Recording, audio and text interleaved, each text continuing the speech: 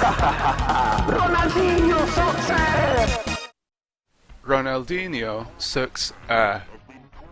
That's the bold claim made by Ronaldinho Soccer, a thoroughly fascinating bootleg of International Superstar Soccer 64. As you might expect from a pirated title, there are a few issues here. Firstly, and most importantly, it should be noted that Ronaldinho is nowhere to be found in this game. Not even those pictures on the splash screen are Ronaldinho. They are Ronaldo. Well, okay, maybe Ronaldo was known as Ronaldinho for a very brief period in his career. But it's still a little bit sloppy that both his monikers appear in the game. And never before has our hero been so blurry. Also, his left calf appears to have been stung by bees and ballooned to the size of Bradley Wiggins's. Well, I suppose it's more noticeable in this high-definition emulation. You probably would have got away with that on a CRT television back in 1998. We also see that the game was developed by Lai Pen Computer Group, a pseudonym of the Twin Eagles Group, Peru. This is version 1.0. I don't think there ever was a 1.1, but maybe there's a chance of an update now that Ronaldinho 64 has reached superstardom. No new music has been added to this hack, but the existing tunes have been shifted around. For example, the menu theme is now the special game music you hear just before you play the World Stars after completing the World League. It's a seemingly trivial change, but one which makes you think, oh cool, I'm playing a mod here. The next modification you'll notice is the addition of real player names, forgiving the odd typo. Perhaps the greatest casualty of this change is that the real international superstar, Alejo, is not selectable. Notable as the player with the highest stats in previous iterations of ISS, he is omitted here in favour of our semi-titular hero, Ronaldo.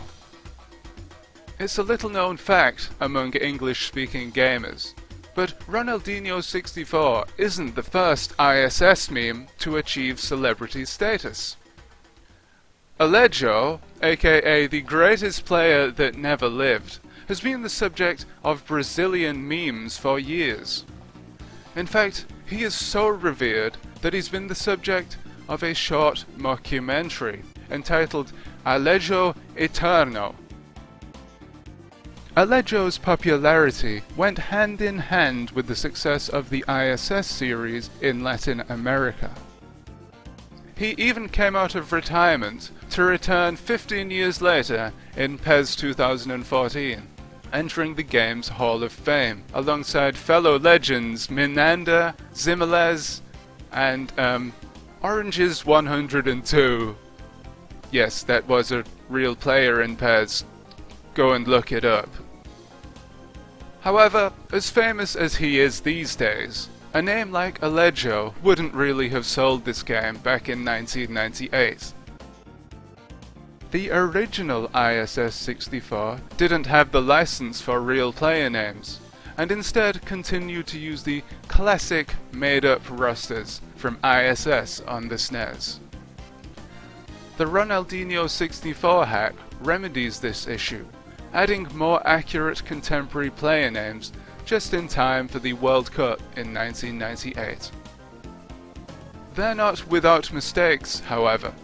For example, Teddy Sheringham is apparently England's best player, while Shearer, spelt with a C, is relegated to the subs bench.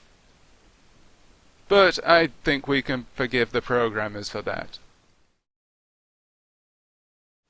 Ronaldinho Soccer 64 was published by the Twin Eagles Group, also known as Eaglesoft. They have a long and celebrated history, sometimes cited as the founding fathers of Peruvian game design. On occasion, they would organize copy parties to distribute their cracked software for microcomputers and home consoles. However, it should be noted that TEG wasn't about simple piracy. Far from it, in fact. They state that they made no profit whatsoever from their cracked games. Philip Penix Tedson, in his book Cultural Code: Video Games in Latin America, contends that TEG used the process of reverse engineering commercial video games as a tool for education in software engineering. In the absence of an established Peruvian gaming industry, TEG literally became the industry. During their heyday, they were known for releasing a number of football game hacks that updated player rosters or changed them to domestic teams in South America. Hardly trivial to a football fan. In the mid-90s, they produced 2 such ISS hacks for the SNES. Football Excitante and, bringing us back to our hero, Ronaldinho 97.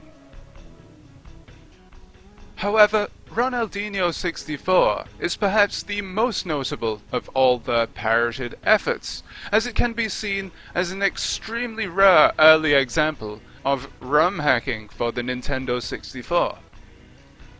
I'm also interested in this Sextris hack, but let's not get too distracted here. As we go into the game itself, we note that the match commentary has been drastically overhauled. Comenzó o primeiro tempo. Corea, joga no. Direita e esquerda. Inglaterra, joga no. Izquierda, direita. Bom ataque. Corea. According to Kevin Ames of Macro64.com, the Portuguese announcer has a very heavy Spanish accent, and his commentary can be a bit confusing at times. I'm gonna take Kevin's word for it because languages aren't my strong point. Corea, al ataque. Inglaterra, fast pressão. Inglaterra, al ataque.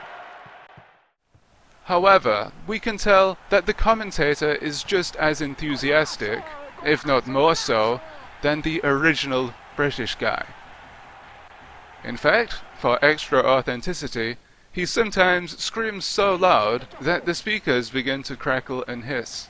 Just like real-life South American football commentary. Passe da bola. Corea, interceptou. Inglaterra, fast pressão. Inglaterra, interceptou. Incrível jogada. There is a bug, or perhaps a feature, that removes the standard looping crowd noise, which means sections of the match sound like they're being played in a library.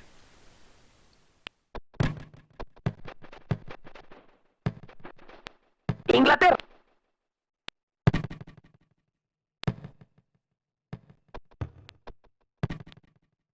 However, let's not forget the technical achievement of hacking a whole new commentary track onto a game card. Penalty. Most importantly, the commentator seems to do a good job of making things exciting, so that's a huge positive. Grande defesa. Bola goleiro.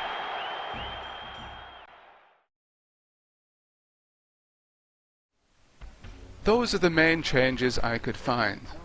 My copy of the ROM is a bit dodgy and liable to crash. For example, the training mode just hangs at kickoff. But as mentioned earlier, perhaps someone might find the time to fix the ROM now the game has entered the public consciousness. Much of what you've seen here may seem shoddy, but you know, I'm actually quite impressed with this hack.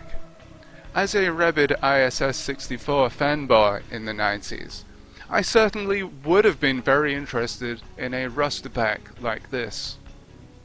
It would have taken me hours to hunt down the relevant information and change all the player names myself. And I needed that time for hitting lampposts with sticks, or whatever I used to do as a kid. In the context of software modification, Ronaldinho Soccer is doubly impressive, in that it was released during the Nintendo 64's commercial lifetime, when the console's hacking potential was brand new.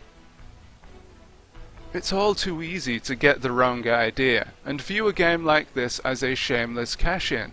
But remember that Twin Eagles Group made no profit from their cracked games, as they never really distributed them commercially.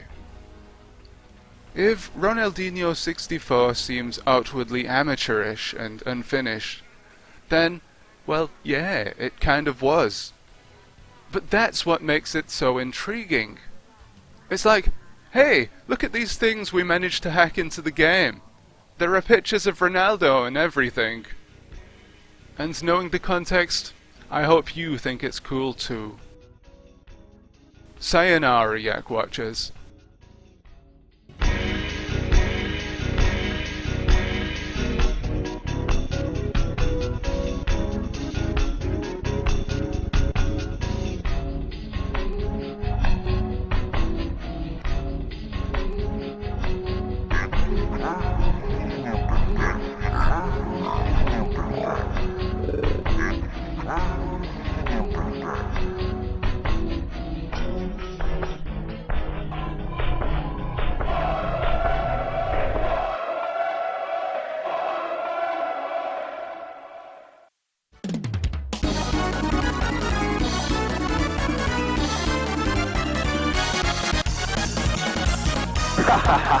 Ronaldinho Soccer!